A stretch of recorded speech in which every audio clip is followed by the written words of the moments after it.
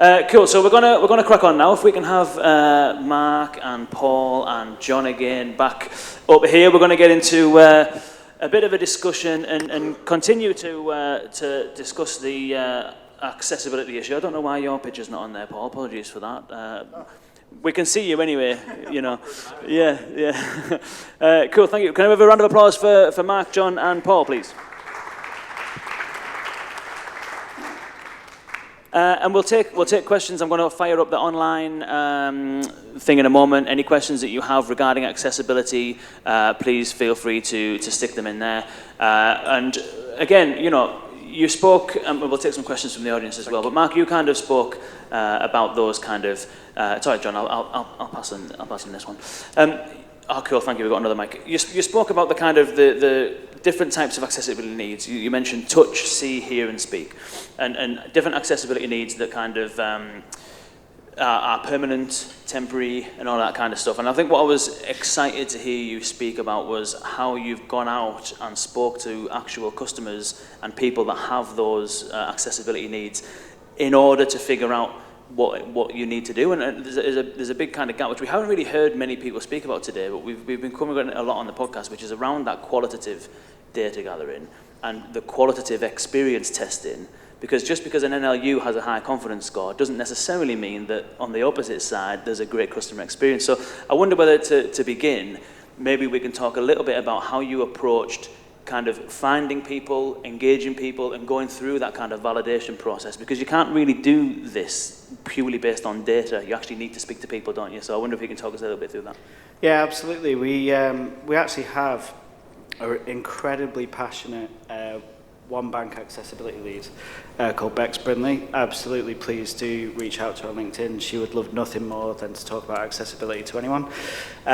So her overarching goal is to give all of the channels that we have speaking to our customers the resource and tools that we need to be able to properly test for access needs and varying different types of access needs as well.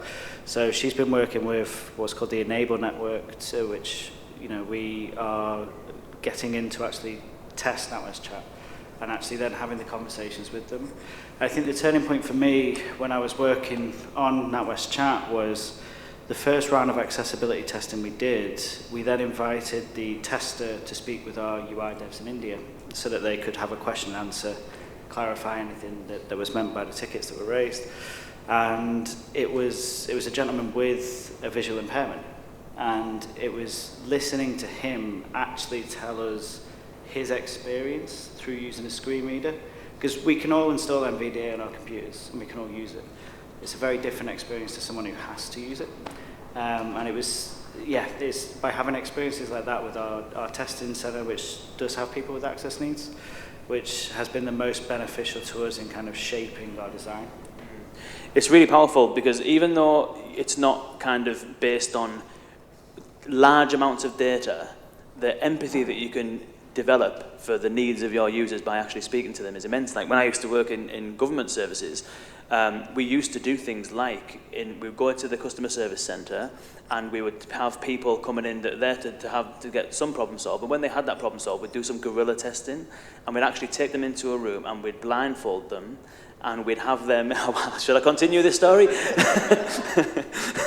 Put it back on it now. But we'd simulate what it would be like to not have any use of your eyes, and now you've got to use this website to get done what you need to get done. And it's absolutely amazing what video footage of people struggling to use your digital services will do for the people who have, you know, whether it's budget hold responsibility or something like that. It really galvanizes people to get around it. And Paul, you were talking earlier on around in your kind of situation, you're dealing with a lot of people who, you've mentioned the vulnerability side of things. I wonder if you can share a little bit about whether you've kind of come across any kind of requirements from an accessibility perspective, or how your thoughts are, how you're thinking about accessibility from a WebEO standpoint, from a tooling standpoint. I don't know if this, it's working. So I think the bit that I can bring to this conversation is just the mental states that people, there's some great physical states, implications there, but I think that we're just not really taking consideration of people's mental states and conditions that they might have, but also just when people are under pressure Just to share a statistic, I was speaking with one very large company in the credit and collection space, and they did research on the average reading age of the people that they were dealing with. Guess what it was? 9. Close. 8, was it? Close, but it's a bit higher. It's 12. All right. So, once you hear something like that, it kind of resets your design and thinking, okay, well, how should we design this conversation? And that's just being able to express what you're feeling or what your situation is before you can get to any kind of solutions type conversation. So I guess the bit I would just leave here for people today is we design conversations. I think a lot of we do it, a lot of transaction-based stuff, but leave some space mentally yourselves for thinking about. Actually, I'm going to give one other example, because these things are discovered kind of accidentally, right? Speaking with another company, Northern Ireland-based one, they were involved in doing research for the Department of, is it Motor Transport over here, and to do the tests on the cars. And as they were doing a design for voice input for their forms, so you could walk around the car and say what's happening, the form would autofill, and it's much faster, right? Now, there's other implications for that, but as the researcher was in there, he noticed the amount of people who were using these yellow legal pads. And he goes, what's with the yellow legal pads? Does anyone have any idea why that might be, that they were using yellow legal pads? Because they were dyslexic. Bingo, because they were dyslexic. And it's easier surface to see the text against. If you automatically go away from a bright page and a bright thing, right? So the mechanics loved doing the voice interface because they were dyslexic. There was like 30-40% of them turned out to be dyslexic. And then I told that story to someone who works with Salon software, and they said, oh yeah, at least that amount of people who work with us are dyslexic, because we can tell from the email and text feedback we get online that they're dyslexic. I was like, oh, okay, that's interesting. And I think in general, like, we all work in companies, and I think if you go back into your own company, you'll go, we really don't really think about that a lot. We don't. Like, we have stuff that we're doing, I mean, like transactions and getting stuff done, customer satisfaction, yada, yada. But someone has to take a step back and go, there's people who are dyslexic, there are people who, doesn't matter how many times they put in that information, it's never going in right? So that's my little point too. Yeah, it's. I think you touched on it as well, Mark, which was that often if you design for accessibility, then you make things better for everyone who even doesn't have accessibility needs. And you mentioned the things like dyslexia, average reading age and stuff like that. You've also got, the population who might not have English as a first language. And so we're not even talking about like accessibility needs from the point of view of a physical or whatever impairment. It's actually just opening up the access. There's a really good term from a content kind of design point of view that we used to use a lot when we used to do this sort of stuff in government, which is that people think that writing in plain English and making things more accessible and thinking about accessibility first is dumbing things down. But when you dumb things down, you open things up, because you open it up to more people with more diverse needs. So first of all, I'd be interested to get your thoughts, Mark, in terms of your perspectives on how to design for accessibility to then kind of open it up for everyone. And I'd be interested to get your thoughts, John, from a interface accessibility perspective, which we'll come to in a moment. But first, Mark, your thoughts on how, elaborating on what you were saying earlier, which is that when you design for accessibility, you actually design to make things better for every user of the application, not just those that need the accessibility features. Yeah, it's quite interesting. In December, we actually there was a group of customers that had varying access needs. I think 3 of them are actually from the neurodiverse community. And they actually preferred to interact with digital channels like telephony IVRs or even conversational AIs. And that was because they didn't like to go into branches and didn't like that social element, didn't like that face-to-face, which is understandable sometimes, depending on the branch you go in of different places. But what is interesting is that obviously we're a bank, we have a lot of jargon. So it's how do we actually simplify that jargon not just for those with access needs, but for everyone. Because, you know, I've joked a couple of times that we love an acronym, and we absolutely do. We have acronyms for everything. So if we were to just throw those into conversation, or some of the more heavy kind of jargon that a bank would use, then that's not going to work for people in the neurodiverse community. But it's also not going to work for everyday people, or just our general customers. So it's important to try and... One thing we can forget quite easily, especially because we work in the bank ourselves as conversational analysts, is that, oh, everyone understands this, because we've worked in this industry for so long. And it's almost removing yourself from that situation and thinking, would my mum understand this? Would my wife understand this? That kind of thing. Or my dad. No, wasn't sexist there. Just, they were the first two people that came to mind. But yeah. Yeah, absolutely. And so you kind of got, it seems, hearing you all speak, it seems as though you've got accessibility requirements at different levels. So you've got, like, we're talking about here at the ground level, which is the content that goes into an application being accessible. You've got the level above that, which is the container in which that content is served through, which you mentioned, your chat application that you've built to be accessible. The level above that, you've got the container that sits within, which is the operating system, or the browser, which has accessibility features, for example. And then the level above that, you've got the device that you're accessing, mobile, laptop, or whatever. Most of the accessibility requirements for most day-to-day stuff are kind of taken care of at the either device or operating system level. So a lot of people who need things like screen readers will have it installed on their computer or their phone, or they'll use the built-in accessibility needs on their phone. But at some point in time, John, it crosses over between kind of like device accessibility capability to specific capabilities that a business is responsible for maintaining. And we've been talking about people gravitating towards voice that either have dyslexia or anything like that. So what are your thoughts in terms of like where that line is and the value of having, you know, things like the speech recognition and these other kind of tools that you can use to open up your kind of accessibility in the areas that you can control? Yeah, I think that's a great question, and I will answer it. I suppose just a couple of things before I answer that. I suppose for me, we talk about accessibility in our business quite a lot, and I feel that we are radically underqualified to do so, yet we do. And actually sitting here, it's great that Kane's having an accessibility panel, right? This is what needs to be discussed. But it also reminds me of about 15 or 20 years ago in tech, because I'm old. And we used to have panels in those days about female engineers and female entrepreneurs. And the people on the panel were always men. And then occasionally you'd get one woman, but, you know, she obviously hoodwinked into it at the last minute. And I feel like that's the case in accessibility, because when I look at... It's the case on this panel, because we're all looking very white and male at the moment. Well, it's actually a different thing, so it's declared, isn't it? So I don't know, I can't comment on my fellow panelists about whether declaring something is different from having it, right? But I think there are multiple layers. So I got an email this morning from one of my colleagues who said, are you doing this talk on accessibility? And they've got some personal... So here's the 6 forms of dyslexia you should talk about. And I read about those 6 forms of dyslexia, 5 of which I really hadn't understood before. And I thought, well, that's really interesting. So I could sit here and spout those to you and think, oh, isn't John good? He's a good citizen. He's learned all about the 6 times, and there are probably 26, but the 6 I was sent.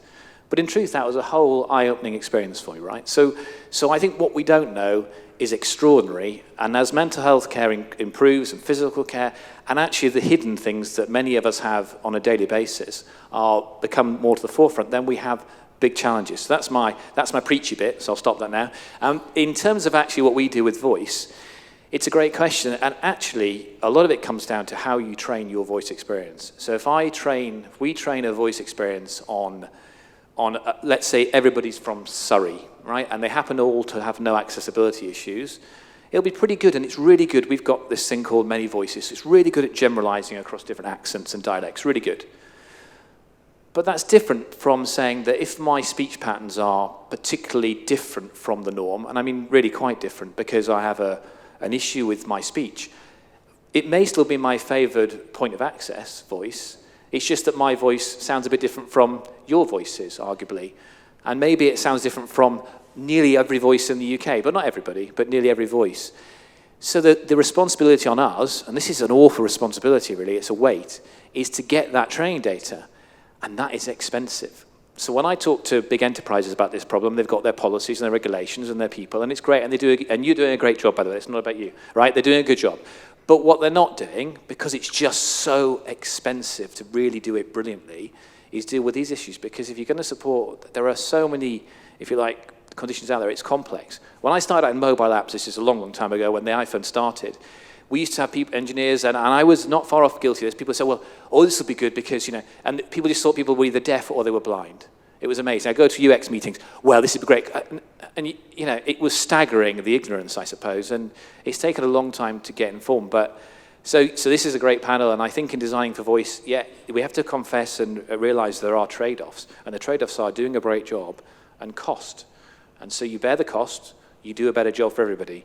You don't bear the cost, you'll have an adequate system for a small number, a great system for everybody else. And if that's okay for you, then that's okay for you. But it's not okay if you're a bank, like you are. It's not okay if you're a utility company.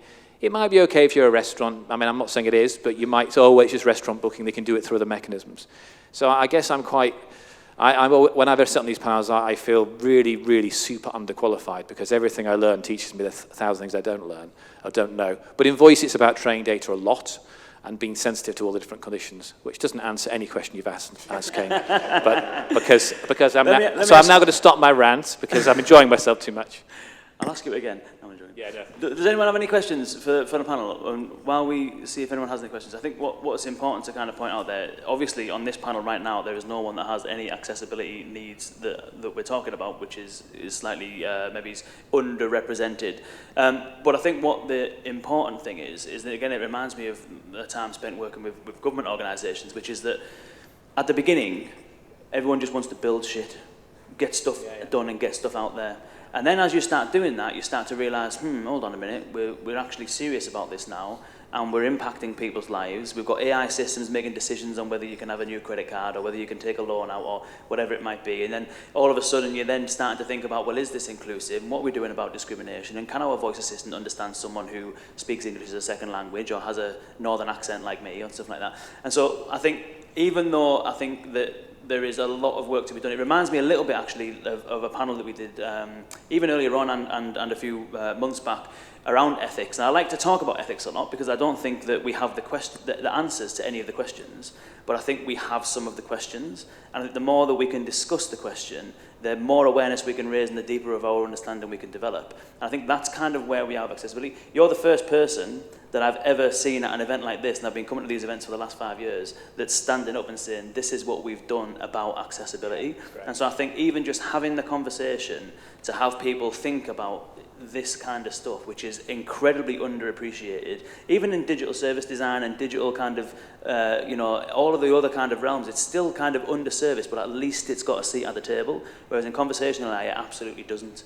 And I think credit to what you've been doing, Mark, and thanks for everyone for joining us, because I think it absolutely needs to be discussed. Whether we have all the answers, I don't know, but the more we can discuss it, the more we keep it top of mind, the more we'll learn, and the better we'll end up becoming. So I think that's... Yeah, go for it, yeah. Just a simple hack that you can use, which is if someone can't do something on your system, ask them why. Just ask a follow-up question. That's it. You can now do something with that information, but you can build that into your design. Just ask a follow-on question. Any closing thoughts on your side, Mark? No, just completely agree with everything that you say. It's for us, it probably was a case we wanted to build shit.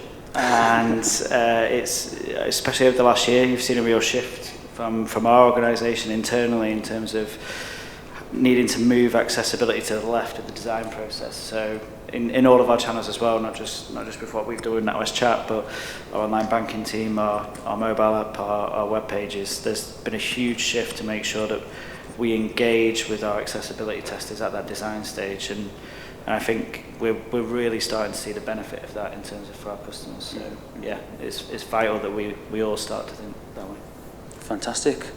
Kudos. All right. Thank you so much. Can I have a round of applause, please, for our panel, Mark, Paul, and John.